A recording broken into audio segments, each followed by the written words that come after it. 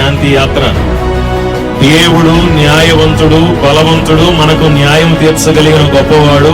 ఆయన కంటే అధికమైన వాడు భూమి మీద మరొకడు ఉండడు గనక దేవుడు క్రైస్తవులకు ఖచ్చితంగా న్యాయం చేస్తాడు. చప్పట్లు కొడుతూ దేవునికి స్తోత్రాలు చెప్తాం. దేవుడు క్రైస్తవుల పక్షమున న్యాయకర్తగా ఉండి న్యాయం చేస్తాడు. ఎవరు టెన్షన్ పడకండి. క్రైస్తవ సమాజం ఉద్రేకాలకు లోను కాకండి, ఆవేశాలకు వెళ్ళకండి, ఒకరిని ఒకరు దూషించకండి. యేసుక్రీస్తు ప్రభువారు చెప్పిన మూల సిద్ధాంతము ప్రేమ. అన్ని మతాలను గౌరవించాలి, అన్ని మతాలను మనం ప్రేమించాలి.